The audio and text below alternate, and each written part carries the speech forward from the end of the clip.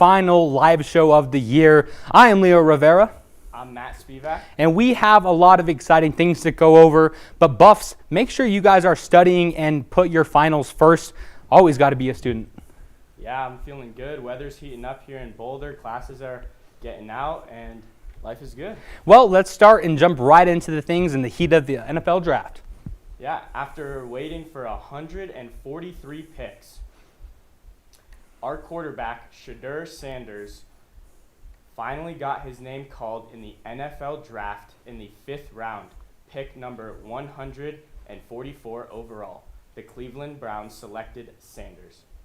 Here's Oliver and Leo for more on the selection.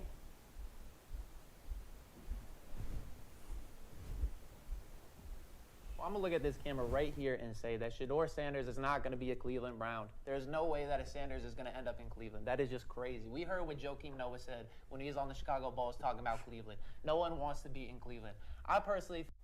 Wow, who's that moron? Well, that's me, of course. My name is Oliver Hayes alongside Leopoldo Rivera. We're back from Folsom Field to discuss Shedeur Sanders falling to the 5th round of the 2025 NFL Draft to the Cleveland Browns.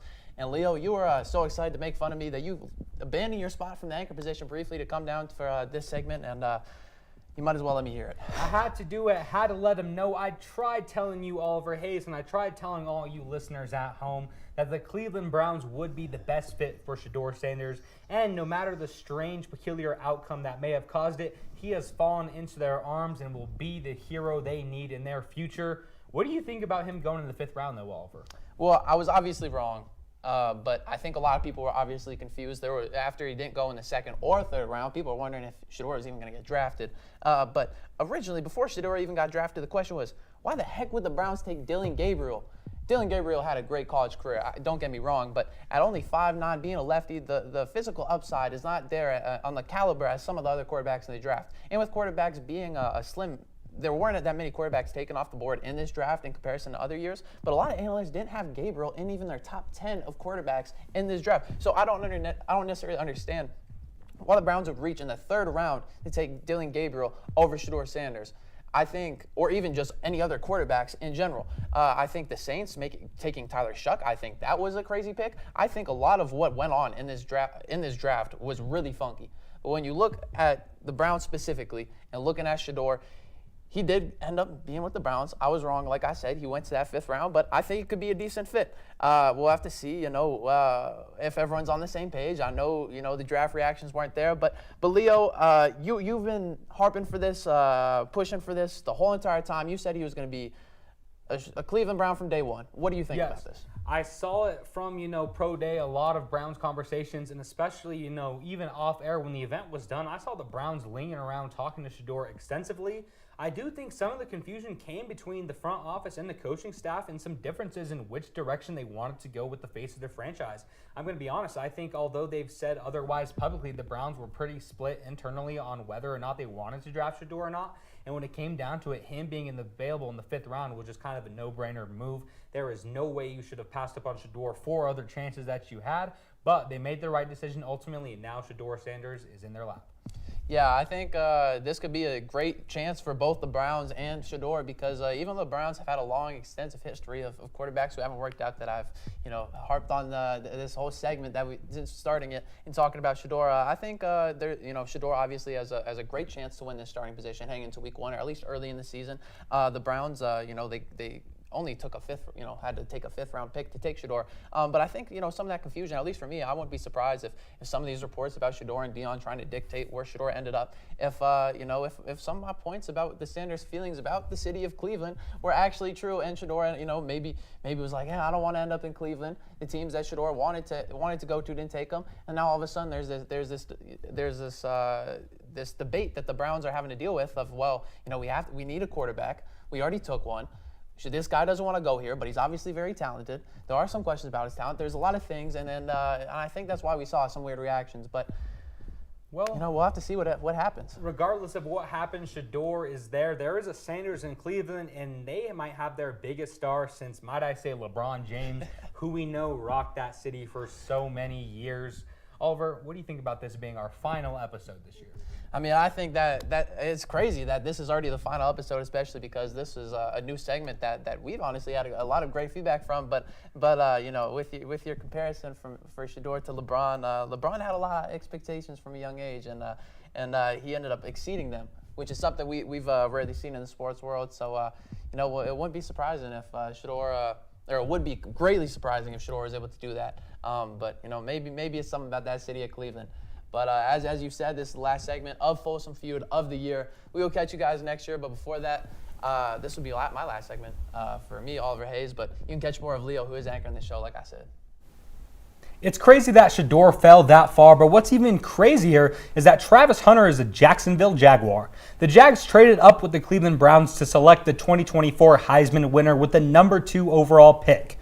The Buffs had 4 players selected in the draft, with LeJontay Wester and Jimmy Horn both going in the 6th round to the Ravens and Panthers respectively. Shiloh Sanders and Will Shepard signed with the Tampa Bay Buccaneers as undrafted free agents, and safety Cameron Silman-Craig and edge BJ Green reunite with Hunter on the Jaguars as well.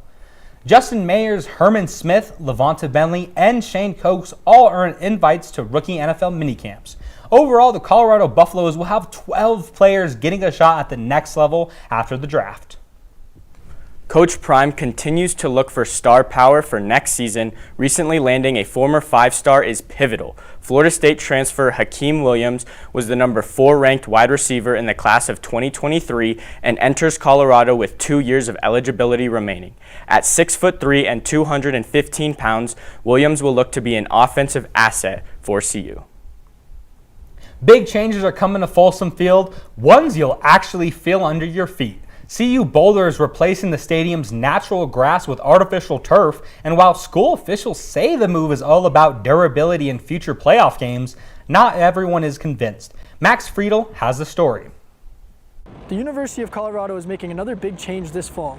Out is the natural stuff, and in is $1 million worth of plastic and rubber. After decades of natural grass, CU Boulder is swapping it for artificial turf.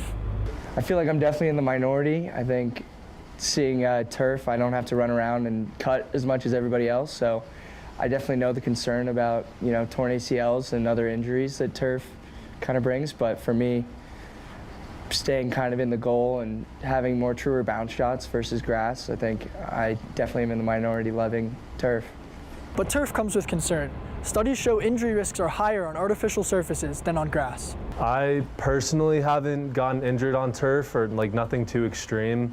I do know a couple guys that have like torn their Achilles, you know, a couple ACLs. Folsom Field isn't just for football anymore. From concerts to the college football playoff, the stadium is evolving. Yeah, definitely have heard a couple rumors, especially around the lacrosse team. Guys have been talking about it. Personally, all I know is it's potentially to throw some concerts on there. But other than that, not really sure what the purpose is. In recent years, Folsom has hosted everyone from country stars to jam bands, and it's scheduled to host Fish later this year. I think it's pretty sick. I mean, like I said, aesthetically it looks pretty dope, and I'm pretty sure they'll do a good job doing it. Like, Folsom Field's a cool stadium, so the turf will look pretty sweet. The university is implementing the turf with the stated goal of hosting a college football playoff game. School officials also say that the change will cut costs in the long run. Any, input in that? Yeah, we plan on making it to the playoffs. Though the Buffs see it as a necessity for Folsom, given the direction of college football and the weather in Colorado. I mean, this university is a magnet for events, so when you have an event and you putting a lot of wear and tear on grass, that's kind of tough. Just going to turf just assures us a better footing, a better surface, and it takes a lot of pressure off our wonderful staff that's doing the grounds. Now they can focus more on the other practice fields to make sure they're straight all year round for us. With playoff expansion and more events year-round, CU is getting big on turf. I'm Max Friedel, reporting for CU News. This is Mickey Loomis here, GM of the Saints. How you doing? Good, how are you, man? Good, been waiting on you.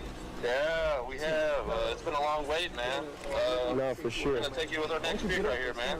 Yeah, yes, sir. Let's be legendary. Yeah, but you're going to have to wait a little bit longer, man. Okay. Sorry about that. That was the scene when Colorado quarterback Shedeur Sanders received a call from the alleged general manager of the New Orleans Saints in last week's NFL draft. But the call turned out to be a prank, and the man behind it was someone you may not expect. It was the son of Atlanta Falcons defensive coordinator Jeff Ulbrich. And the league ended up fining the Falcons $250,000, with Ulbrich being fined $100K on top of that $250K fine on his team.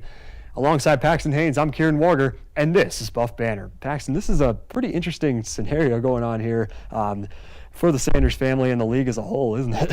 Yeah, you see, like, prank calls aren't a new thing. You know, Shedeur Sanders is not the first one to be prank called on draft day. He won't be the last.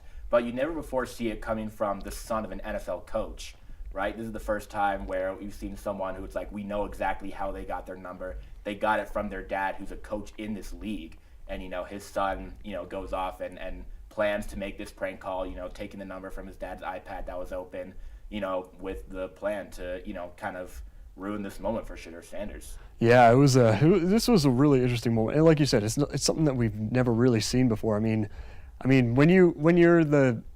especially when you're a child of a coach in the league, but you don't even play in the league and you somehow get that number. That's like taking this to a whole other level. I mean, when you're a player and you contact your sibling or something, that's another thing to take into consideration, something that we really haven't seen a whole lot of. But this is just something that, I mean, is completely new, and that it really shocked the NFL, all the NFL fans and the league as a whole. Yeah, definitely. This is really, really unprecedented that we've seen this kind of thing before of sons, you know, sons of coaches making prank calls. And in my opinion, you know, the fines and all that stuff, I think it kind of had to be done by the league to, you know, set the precedent of, like, this is like a coach's son doing this, you know, childish prank on, you know, a player, you know, hoping to one day become a part of the league. And, like, that kind of thing cannot happen. You can't have, you know, coaches be somewhat a part of, you know, prank calls that are happening to, like, people who are going to be eventually a part of the NFL. Like, in my opinion, like, it's just, I think the fine was absolutely justified. I think that this kind of thing, you know, can't happen, and that the league is setting a good precedent here. Yeah, and Coach Ulbrich, he really took this to heart and took full responsibility of it, and he released an apology video earlier this week. Take a look. First of all, I'd like to publicly apologize to Shedeur and the Sanders family for what occurred. Second of all, I want to publicly apologize to Mr. Blaine, Terry Fontenot, Raheem Morris, and the entire Falcons organization.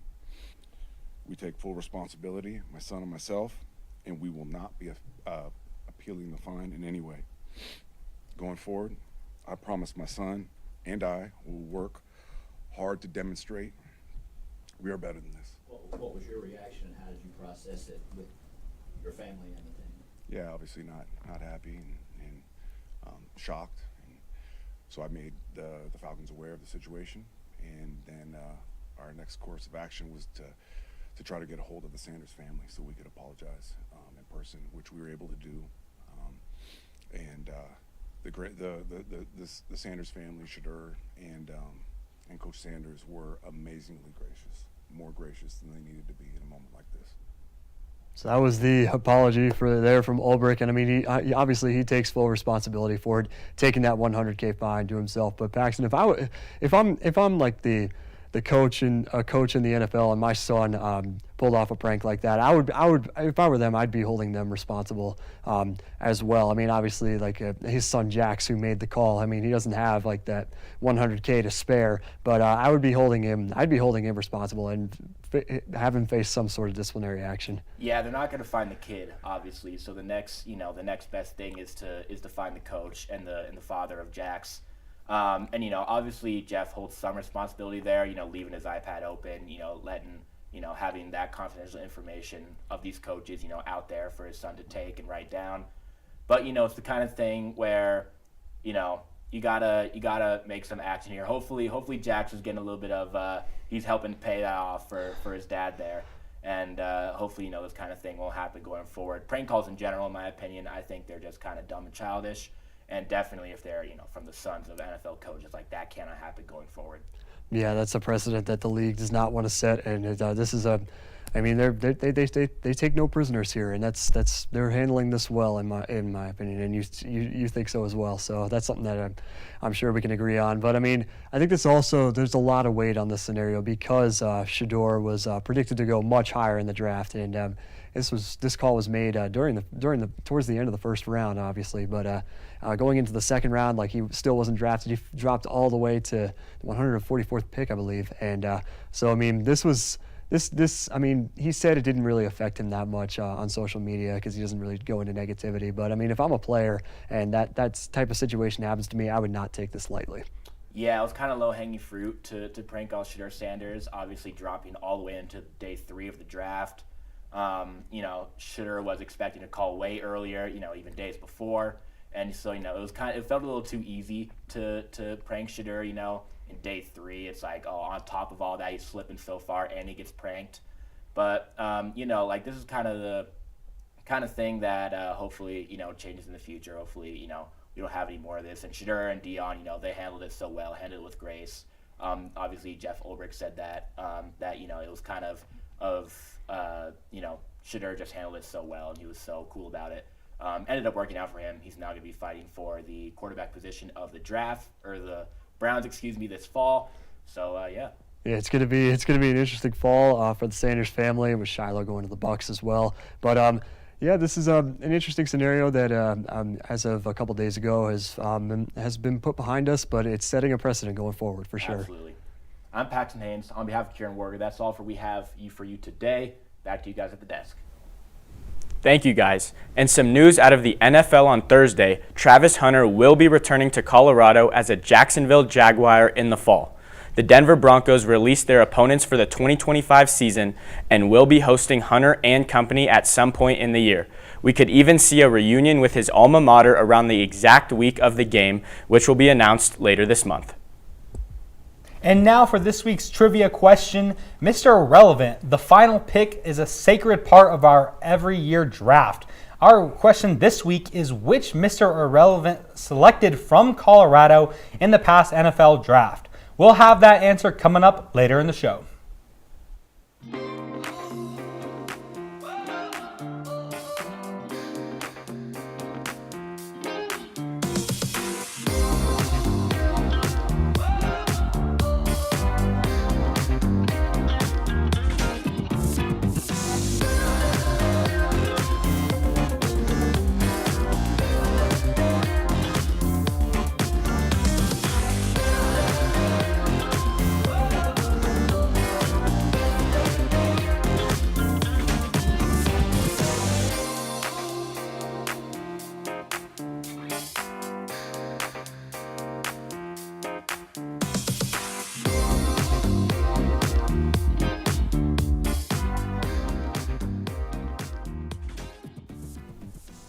The basketball programs have continued their activity in the transfer portal, adding 3 combined portal pickups between the two. Tad Boyle and the men's side snagged Denver freshman guard Jonathan Manny, who marks the second portal recruit of the offseason. Manny, like the rest of the Pioneers, had a tough year, averaging less than 3 points per game in just 14 minutes a night. However, rated the 25th high school recruit out of California in 2024, the 6'6" Manny hopes to bring a smooth play style and pretty jump shot. Boyle has 3 more scholarships to play with. J.R. Payne and the women's team made 2 moves, signing DePaul guard Maeve Mackerlane and North Texas guard Desiree Wooten. Mackerlane spent last 3 years with the Blue Demons, but didn't see the court as a junior due to injury. The 5'10" guard averaged just under 5 points and 3 boards a game as a sophomore. Wooten, a 5'8" guard, averaged nearly 30 points a contest last year, scoring 11.5 points a game and almost 2 steals. The guard pair are the 3rd and 4th transfer additions for Payne. Still, both teams are likely far from finished as the offseason recruiting continues. Last weekend, the Colorado women's lacrosse team traveled to Cincinnati to face the Bearcats in their final regular season match. It was a dominating game for the Black and Gold, who put up a whopping 8 goals in the first quarter. By halftime, the Buffs already held a commanding 12-2 lead. Lily Assini, Jamie Hill, Madeline Pisani, and Tegan Ryan all recorded hat tricks on the day. As the Cats' senior day drew to a close, the Buffs walked away with a dominating 20-5 victory. Just like in football, the Buffs lacrosse team had the Offensive and Defensive Player of the Year in the Big 12. Madeline Pisani took home the offensive award, while Jess Peluso was awarded on the defensive side. Pisani had 61 points for Colorado this season as she led the team in both goals and assists. On the other side of the field, Peluso led the team in draw controls while finishing third in the conference and was second in the Big 12 in caused turnovers per game. The team would unfortunately fall in the first round of the Big 12 lacrosse tournament. Out in the pouring rain, we take you to Brittany Garcia and Kieran Warger after the defeat. Hey Buff fans, I'm Kieran Warger. And I'm Brittany Garcia, and we're here at Printup Field for the Big 12 Conference Tournament.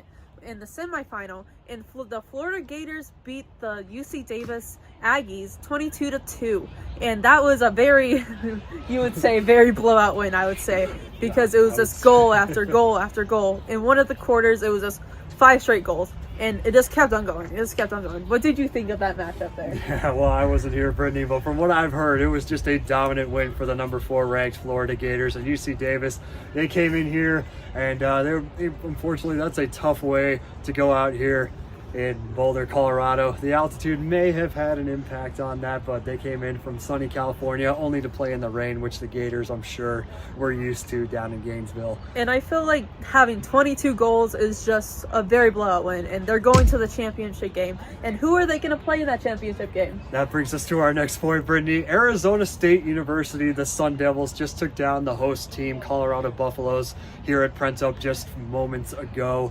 It was a dominating finish for the Sun Devils. CU tried to come back late in that fourth quarter, but couldn't rally as the defense of the Devils was just too hot to handle.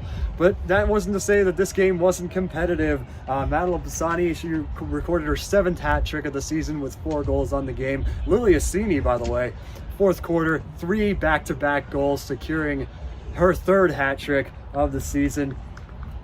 But on the Devils side, Jordan Baer, Lydia O'Connell, Tegan Ning, and Anna Thornton all scored hat tricks in this game. But the final score was 18-12 in favor of the Devils. So, Brittany, it was a pretty big win for them. It was, and I would say in the middle of the half, you kind of showed, okay, CU has a chance here, because it was only down by about three, and that showed, okay, CU has it. If we do a little bit more, then we can do it. But when it comes to Elena O, she has been great this entire season, but when it came to this game, it was yes after yes after yes. Every goal that went towards her went in. So yeah, that was a tough day for her. She, like you said, Brittany, she's been tremendous this season. But ASU was one of our toughest in-conference opponents this season. As we rallied earlier when we played them during the regular season, we rallied at the end, winning by 1 goal. But I mean, I think Elena, she knew that she was going to be faced with a tough team coming in here. And how do you think Florida is going to face between this ASU team? I mean, this is going to be really interesting to see. We saw what ASU did here tonight. I would say that we were pretty evenly matched, number 2 and number 3 respectively. But the Gators are on a whole other level, coming from SEC territory, playing in the Big 12 conference. So it should be a dominant win for the Gators tomorrow. And I feel like it's going to be a very high-scoring game because, for one, Florida had 22, and then the ASU had 17. So I feel like it's going to be a very competitive, very outburst of scoring. Yeah, we'll see what happens here on Saturday. That's going to do it from us here at Printup Field, folks. I'm Kieran Warger. And I'm Brittany Garcia, and you're watching Scope Up Sports. This is the last weekend of regular meets for the track and field team. The athletes will either go to Fort Collins for the Doug Max Invitational or Arizona for the Desert Classic. The team will get next week off to prepare for whatever Big 12 meet starts on May 15th and goes until the 17th. After that, the NCAA Outdoor Regional Championship is slated to start on the 28th, before finally nationals start on June 11th. The men's golf team is headed to Bremerton, Washington to compete in the 2025 NCAA Regional Championship. The tournament starts on May 12th. The squad is ranked 32nd in the nation and looks to show out in the Pacific Northwest. A strong showcase by the Buffs will send them to the National Championship starting on May 23rd in Carlsbad, California. Last week, we heard about the club team, Now we hear about the varsity squad. While your favorite athletes are resting, CU Dance spends the year performing at most events. On top of supporting CU's teams, they also work towards a goal of their own. Here's the man beside me, Leo Rivera, with the story. From the Blades of Folsom Field to the castle at Nationals, CU Dance does it all. You see their... For the first time ever, CU Club Softball is heading to Nationals in Columbus, Georgia. The Buffs finished with a record of 17-5 without playing a game in Boulder. The team got an at-large bid after a hard-fought weekend at Nationals. The number 12-seeded Buffs will face off against number 5-seed Sacred Heart in the first round of the National Club Softball Association World Series. Before we look at baseball over the week, we have someone who went behind the scenes to show you just what exactly goes into a club broadcast. You gotta be thinking about who's gonna be first pitch swung on. Tapper, he'll go home with it in time. Great decision. Oh, Nybark saving a run. Tremendous play there. Have you ever wondered what it takes to broadcast a club baseball game? Well, my name's Colby Wyatt, and I'm going to take you behind the scenes of the Skull Buff Sports broadcast to really show you what all goes into it.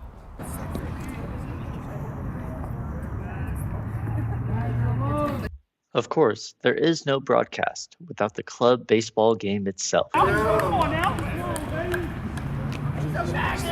got this, kid. Once Skull Buff Sports has the schedule, head broadcaster Nick Evans goes to work. I do every single club game that happens between baseball, hockey, lacrosse, soccer, and more. I am at every single one of them. Just preparation alone can take Nick hours. As the director, I also have to prepare all the graphics and stuff. I update all the graphics on Photoshop. There's about 7 layers I have to edit on those. When it comes time for the first pitch, Nick will be joined by a rotating group of cameramen and, of course, commentators. You know, it really separates great teams from good teams, Lincoln. Well, I mean, I would just say separates good teams from the Wyoming Cowboys. Yeah. At the end of the day, it's just a group of passionate students who can't wait to broadcast some more games next year. The soccer team competed in the annual Colorado Cup over the weekend. Let's take you to Aramis Loma Guzman, who spent the weekend at Prentup. For the second straight year in a row, the Colorado Cup came to Boulder. It's the battle for Colorado. So far, Colorado's doing good, 2-0. I think they're going to win the whole thing. They are. They won it last year. They're going to win again this year. Going into 2025's rendition of the Cup, CU had historically dominated. It came into the Cup with 8 tournament wins and 3 in a row. With players like Reagan Koschew and Jordanitis, it looked to repeat again. Okay. We're here at the Colorado Cup. This Cup is consisting of 5 teams. We have UNC, CU, Denver, UCCS, Colorado College, and Air Force. Actually, 6 teams. Through two games, CU is undefeated. Reagan Koschew has continued her amazing form. Jace Hawley has been able to score in both games. Full year recovery. Normal. Okay. And honestly, I'm just really excited. I mean, it's not every day that you get to see a smaller college like UCCS or Colorado College or even UNC go against like such a big school like CU Boulder. So honestly, this is just a really great opportunity for them, and I'm really excited to see how it goes. The opportunities were crushed as CU once again lifted the Colorado Cup. Jace Hawley scored in all 3 games. Reagan Koschew looked amazing in the midfield, and in the final, CU scored 3 goals and did not concede a single goal. Back to you guys. Welcome to Folsom Feud. I'm your host, Colby, here with 3 contestants today, Lincoln, Balin, and Kieran. Lincoln, start us off. I'll take game day etiquette for 200. All right. This is the best way to show respect during the CU fight song. What is standing, singing loud, and raising your hand in the hook 'em horn sign? Not what we're looking for. Balin, you have an answer? What is stand up, sing loud, and do the Ralphie horns? Correct. Balin, the board is yours. Give me tailgate traditions for 400. All right, here's the answer. The must-have item to wear on game day to show your Buff pride. Kieran? What is black and gold? That's correct. Nothing says school spirit like those 2 colors. Choose the next one. Let's do fan etiquette for 600.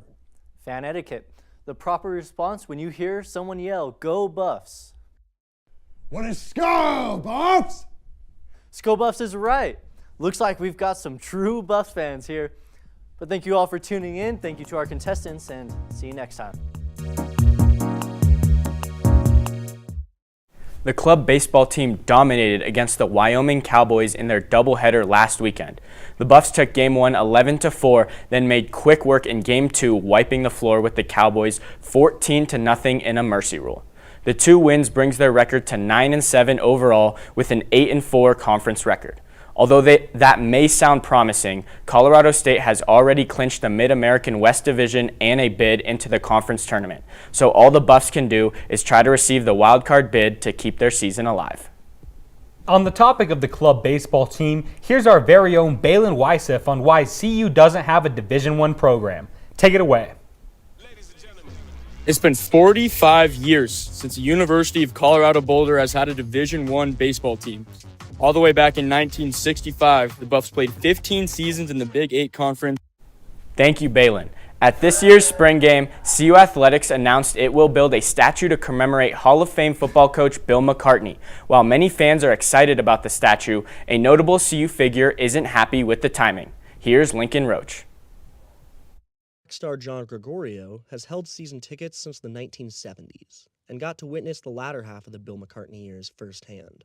I was in Oregon, working for the Nike shoe company when Bill McCartney was hired by CU. When I left Nike and came back to Colorado, I had season tickets. While seeing the national championship run is something he'll never forget, being a true CU fan, the team's 1986 win over its greatest Power 4 rival is his favorite memory of the era. Nebraska would always beat us up, but we got over that hump. Now they can celebrate. Colorado has beaten Nebraska. The third-ranked team has gone down. 31 years since he retired, his legacy is being cemented with an 8.5-foot statue that will greet fans at the Buff Walk, which sits between CU football's practice facility and Folsom Field. Oh, it should be something special. He's the only coach that gave us a national championship. He brought players in. Those players graduated.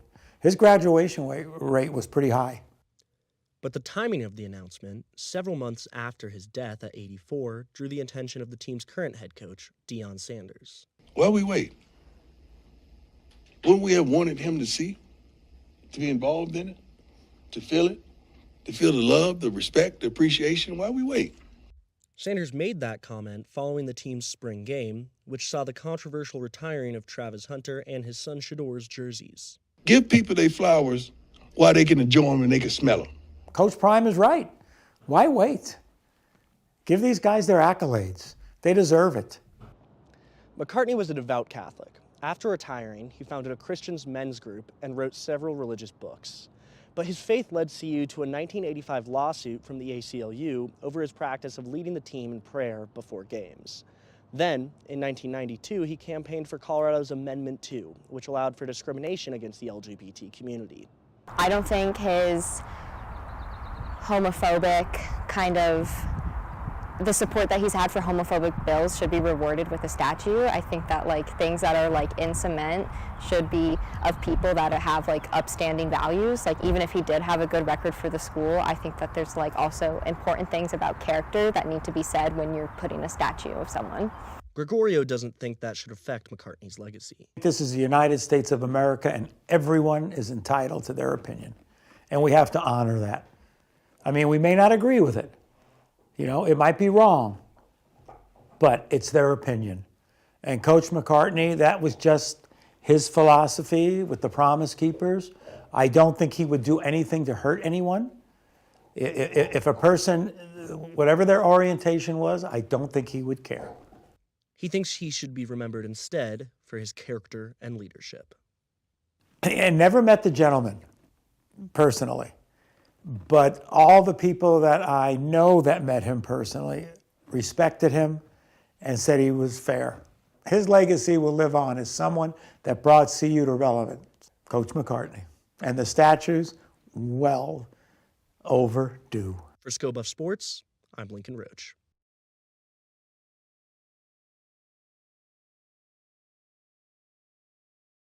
Question. If you recall, we asked you, who was the Mr. Irrelevant that represented the University of Colorado in the NFL draft?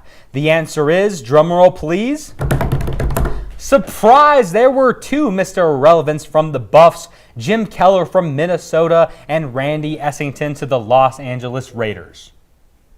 Now it is time for the Tweet of the Week. Of course, there has been a lot of talk on social media about Shedeur Sanders going to the Cleveland Browns. The city of Cleveland has continuously welcomed Shedeur and the Sanders family. At the professional level, however, Cleveland Guardians slugger Jose Ramirez showed his support with a signature wrist flash after walking off the Chicago White Sox on Thursday evening. The star QB took note, reposting Ramirez's celly to his Instagram story. Shedeur is receiving a warm welcome to the land. And now it's time for the much anticipated debut of a brand new end of semester segment. Let's take you to our very own Nick Evans for our funniest moments. Hi everyone, I'm Nick Evans, and here today I am starting a brand new segment. Welcome to Nick's Picks, where every week I will be picking anything from the week from the Buffaloes and from the Big 12. Anything will be on the table, teams, players, stadiums, food, music. It's all fair game. I'll have special segments too that will be countdowns from a variety of categories, and for the debut episode, we will have a special edition. Welcome to my funniest moments of the 2024-25 school year.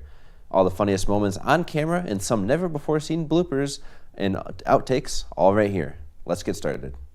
Coming in at number 39, yeah, there's 39 of these. Let's start with hockey. Great play there by Zoe Dupuis. Her name is Zoe Dupuis. Number 38 now, we have one of several Coach Prime quotes. Have a listen. Be booed and they say they hate it. That turns us on.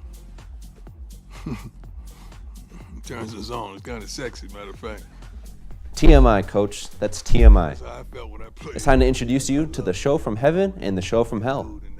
The show from hell refers to the live show from September 20th, where everything went wrong. It was the worst show by far that I have ever done. The show from heaven, on the other hand, refers to the show from April 18th, a few weeks ago, where everything was perfect.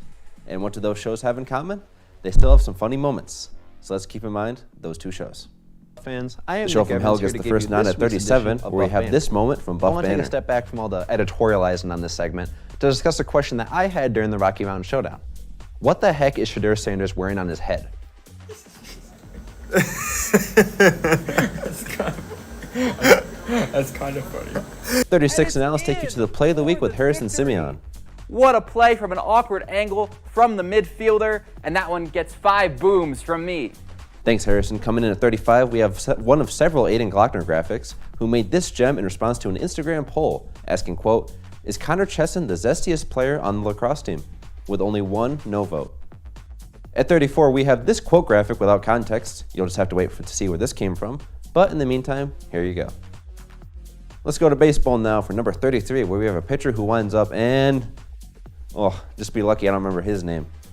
At number 32, we have a club soccer stream, looking good. Hey, what are we using as the camera? Oh, yeah, that was a brutal stream. At number 31, hey, look, it's our first clip from the live show from heaven. Have a listen. Dallas Mavericks, Spencer DeWitty. Gators dominated the third quarter, outscoring the Buffs 7-3. The Black and Gold didn't answer in the final 15 minutes and went down 15-10, falling to 2-1 Big 12 play. You know what? Let's do another clip from the show from heaven for number 30. We have a pretty normal Oliver segment when He was kind of mishandled, but that could be a case on his own. But Baker Mayfield, Johnny Manziel, some of those higher quarterbacks. I told him to make a face, and Leo nailed it. have not panned out. Moving back to 29, let's go back to hockey. They're gonna come in here and just make sure that they're pounding them left and right. That's the Rocky Mountain face-off. That's what we love to see, folks. But like you said, 28, sound up here to what sounds like a person getting tortured in the room next to us. Women's sports, CU has 2 home games against the University of Denver. There's actually a package that played audio before it was supposed to, but still. With your significant other or At 27, we have Ben and Jared commentating hockey. Good.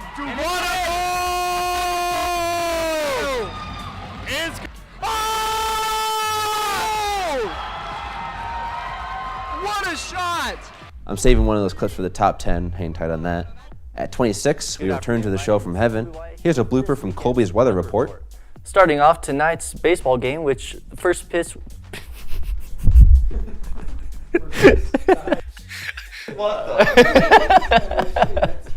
25, let's keep it simple. Here's a simple Patrick Dawson voice crack. Amazing saves by Liam O'Gwen, the crowd loves it. Pearson fires and he can't make it in. A great save by O'Gwen, showing no cracks in his coverage, unlike my voice. Oh, that's rough. 24, we have Back to the Show from Hell. Take it away, Leo. As the Buffs look to rebuild this year, all but one starter this offseason is gone. At 23, Harrison has an assist on the goal with the announcer jinx. Our graphics coordinator, Nick, called the best goalkeeper he's ever seen, goaltender he's ever seen. Brian says, I can do it too, as she's been outstanding here in the first quarter. And in front of the net, shot, score. God damn it. 22 now, we have some more big booms. Cole behind the Buffs net. Tries to get that one to Melikranakis. Big hit! They bring the boom! That deserves 5 big booms! At 21, we have another graphic. We have probably the best Tad Boyle quote of all time. Play smart. I mean, look, post defense is not for, it's for men. Like you got to be a grown man to play. Now at 20, what the hell was the baseball team thinking with this caption? Our tweet of the week comes from Colorado Club Baseball promoting its opening weekend series in a way only a club team could. The Buffs quoted Deadpool and Wolverine and added a little something extra with their 206 bones of the human body, and we'll let you read the rest. 19, hey, it's my voice. Sound on. Get the fuck out of the way. Welcome to Kit Field. Don't blame me, the Nat sound mic was pointed right at me. At 18, we have another from the show from heaven. Here's another blooper. In the service industry, specifically in food, both Oliver and I have been in service for much of our high school job careers. And yeah, no, I was in the service working with food on the hotline with burgers and fries. Stuff like that. You want to start over? Yes, bro. I can't. I know, dude. We just done this in the You said we were in the service, bro. That shit had me fucking You're in the service. In this service for a few years. Mostly in our high school. At 17, we have Charlie Lesh from the baseball team who takes an unfortunate hit. Now 16, Balin gets it right. If you're going to misspeak, make it funny. Freshman goaltender Elena O was a brick wall yet again, allowing 0 girls in that first half. At 15, we have another Coach Prime presser moment. What's your favorite color? Well, lately I've been into dark chocolate, so that's been like my thing, you know? You've been dark chocolate, huh? And at 14, Zachary Giesenslaw. Just listen to this call. Very electric couple minutes of play there. Thank you, Zach. Now at 13, a ghost haunts the Skull Buff Sports Twitter page in Kansas City. Here you can see Liam Howard stand up from the men's Big 12 basketball tournament with this full screen image of a Memoji ghost with heart eyes. This was posted at exactly midnight, by the way. The person who posted this, Leo Rivera, to this day doesn't know where this ghost image came from. Now at 12, you have more hockey chicanery. Before we wrap up to today's pregame show, let's just real quickly touch on the goalies. I know, folks, we did touch on them last night, but Brendan Culbertson Bond for the... Hey, that was me. Now at 11, in this exact same game, we have this. Yeah, we've got some incredible talent here, not just on the ice, but also in the classroom. I mean, you see, Coach. Whoa! Some of his plays there for Coach. That was the. That's like a chicken sound. The craziest voice crack I've ever exhibited in my life, man. Moving in the top 10 now for number 10, we have another blooper from the show from heaven. Or the New York Giants. Colorado quarterback Shedeur Sanders, on the other hand, is a little bit more all over the board. Either expected to go to the Pittsburgh Pirates or Pittsburgh. The Pittsburgh Pirates. Throwing the signature heater, 95 miles per hour on the bump, break off the quick slider. We gotta clip that. Best bloopers now, bro. You're on best bloopers for the. Now at number 9, welcome to the Skull of Sports Spelling Bee. Brittany, your word is heptathlon. She'll oversee the men's heptathlon, high jump, pole jump. Now at 8, we have yet another blooper from the show from heaven. And players can expect some cloud cover, however, it could... Oh my gosh. I didn't cut that, by the way. That's just how it happened as we recorded. At 7, we have Logan Benson at a preseason basketball game. Now, I want you to imagine the CU Event Center completely empty and talking at a conversational level. Everyone can hear you for dozens of feet away, including those players. Now keep that image in your head right here. Franchi, back to Dak! The Dak attack on the fast break. Back over to Dak. What? The monster slam from Bang on Dak. Basket backing him down for 3. Ruffin. Why not let it fly? Javon Ruffin. Ladies and gentlemen. Baskin looking who to kick for. Now Ruffin has him on his knees. Oh, you gotta be kidding. Now it's Hammond. Makes a great cut, and the slam dunked by Diop. All right, now at 6, we have our executive producer, Patrick Dawson, who made a bet that if the men's team won a single conference game, he'd do a Hot Ones challenge. Eat up, Patrick. Take this clip right here. I'm owning this. God damn! Oh, dude, it's like I feel it in my stomach.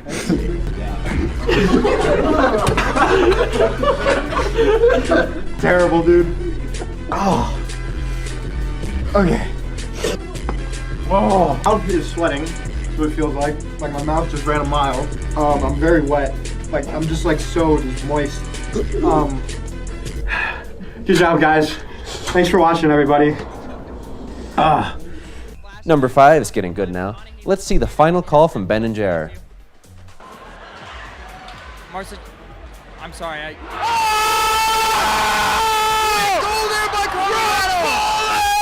That's Marcy.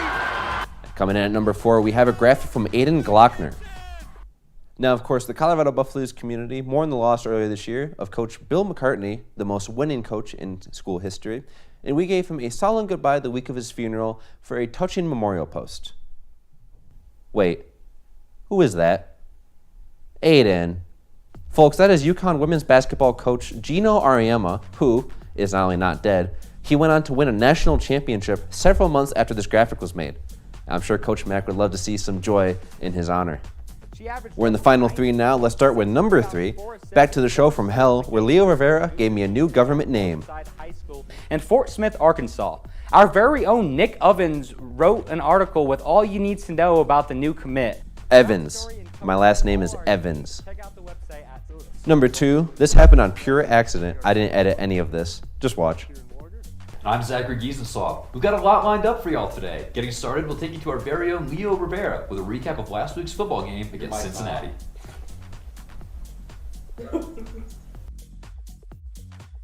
And finally, the funniest moment of the school year. Roll tape. In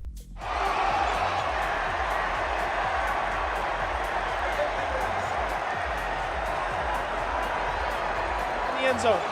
Sanders is going to roll to his left. He's going to be able to get rid of it. He's got to throw it. Sanders is going to get there. Oh! Oh! Touchdown! Touchdown! Touchdown! Touchdown! Touchdown! Wester! Monte Wester! What a strike! Well, that's all from me. Hope you enjoyed this new segment and all my funniest moments this year. This will be a semester-ending segment every single semester, so it won't be as long. But let's get you back to the show after this quick break. Here we see Xavier McNevitz working on his reader for the live show. If we didn't have these readers done by Thursday night, chances are we would not be airing this show right now. Be like Xavier. Get your readers done. And don't forget to click save so that you don't lose any of your hard-earned work. Here we see Xavier McNevitz. We thank you for being through us through the ups and downs throughout this entire year. Before we wrap up, we just like to show our appreciation to all of you who stood by our side. I've been Leo Rivera. And I'm Matt Spivack. And now we're going to hear one last word for our seniors who have put so much hard work and dedication into this program. Trent's legacy comes with hard work, nose to the grindstone attitude. He's a very solid mentor in terms of what he was able to provide to me in terms of leadership. And not only that, approaching your craft as a writer, the technical aspect, little improvements, little, funny comments here and there. He always kept it fun. He always kept it playful. And that's one thing I appreciated about Trent is even when he's providing knowledge, he did it in a way that I'd be able to consume it and relate to me personally, which I appreciated. Yeah, Trent is probably one of my first, if not my first mentor that I had at the club. Texting him in between questions at a press conference and getting a couple laughs always made my day. And yeah, he's just a super chill guy. Man, a lot of people here taught me the media side of sports media, but Trent really taught me the sports side of sports media. He's so knowledgeable about everything. Being with him at all those football games and any sport he talks about, he loves it. He knows so much about it, and he never forgets that's why he got into it. And, sometimes you work in those long weeks, maybe away from family, and maybe you forget why we're all doing this. But, someone like Trent is always there to just remind you that it's because we love sports. And I'm really glad that someone like Trent was there the whole time, that reminded me that at its heart, sports is why I do all of this. So it's going to not be the same in those pregame shows without Trent, but I know he'll be tuning in, and I know he'll probably be at those Buffs or Broncos, whatever he wants to do. Anyone is lucky to have Trent, and I can't wait to see what he does from now on. Yeah, I think Trent taught me just how valuable sports journalists actually are, to fans, to teams, and to just regular people. I really credit his reporting with one of the reasons I switched to being a sports media minor. Well, I have a really good memory of me and Trent. The first football game I worked with Sko Buffs was the game against Baylor where we had that Hail Mary, and me and Trent were both in the press box calling that game. So I learned a lot from him in that scenario. He's one of the most talented people I know. He's definitely taught me a lot about the industry. He's made my writing better, and he's just somebody, of course, the club's going to miss, and he's going to go off and do great things. The number one thing that Trent taught me in his time here at Sko Buffs is to do everything with a smile on your face. To really just make sure that you love what you're doing and love the people that you're doing it with. Because if you have that mindset and you have that feeling about everything that you're doing, none of this is going to feel like work. Nothing that I've ever done, whether it's going to the press box at Arrowhead Stadium or doing radio calls with him, nothing has ever felt like work. I remember last year, my freshman year, I really did not want to go to the spring football game. It was going to be freezing rain. It was going to be terrible. It was just going to be a waste of time. And the first play, or maybe second or third, it's one of the first few plays goes by, and they get to delay a game. And Trent's sitting a row behind and above me, and I just hear him go, "Did we just really get to delay a game in the spring game?" Just out loud. And the entire press box, well, not the entire press box, but the people around us just laughed. And that's the kind of energy that he brought to everything he did. It was always fun to be around Trent. And I know he loves what he does, and he's going to continue to bring that energy to everything that he does. And I just wish that I can radiate that positivity, that fun energy, that just pure joy and just love for what I do. I hope that I can radiate that in close to the same way that Trent does.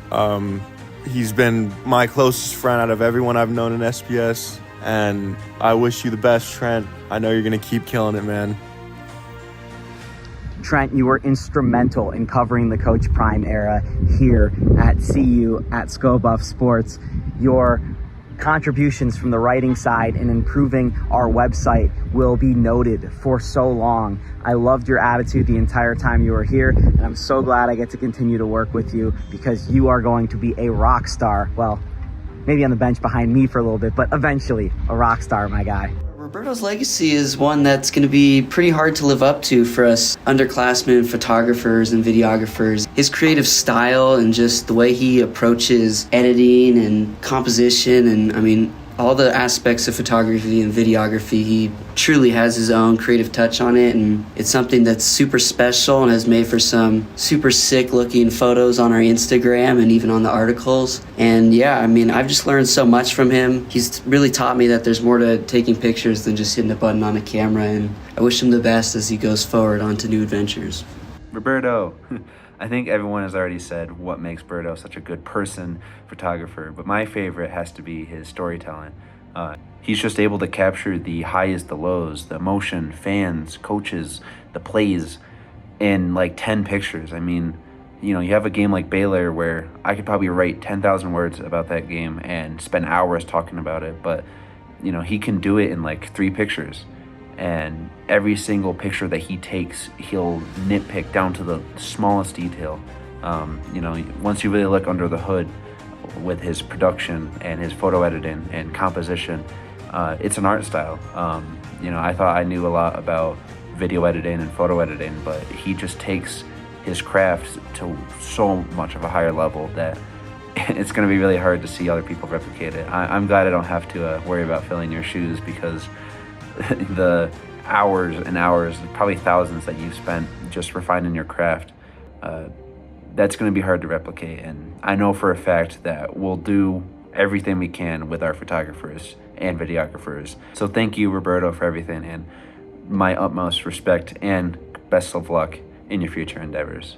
Berto has just taught me to, I guess, shoot what makes you happy. I mean, that man's never without a smile. He is just so happy to be on the field, on the court, shooting photos. I mean, they turn out amazing. He's always there if you have a question. He's just one of the kindest people, and I think that's a really amazing quality to have in any industry. But it's really nice as a woman coming into this industry in school. It's really intimidating. So it's really sweet to have someone that you know you can lean on and talk to. So I wish him the best, and I know he's going to absolutely crush it in the future. Roberto, you're one of my favorite students ever. I just love you as a guy. I'm so happy that you're graduating, and congratulations. I will use your photo of Travis Hunter hitting the Heisman pose as an example of great storytelling for as long as I'm able to teach. You are one of the best photographers I've seen for your age, and you are going to go on to be a fantastic whatever you want, because you have the right attitude, and we are so happy that we had you for when we did.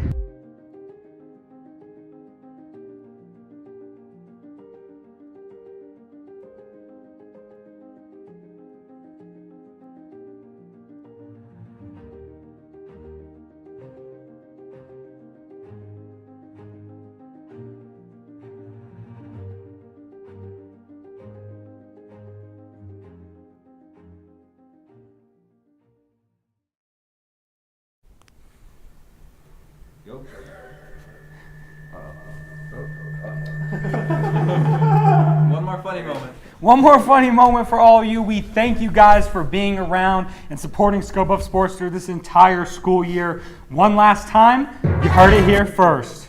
Woo!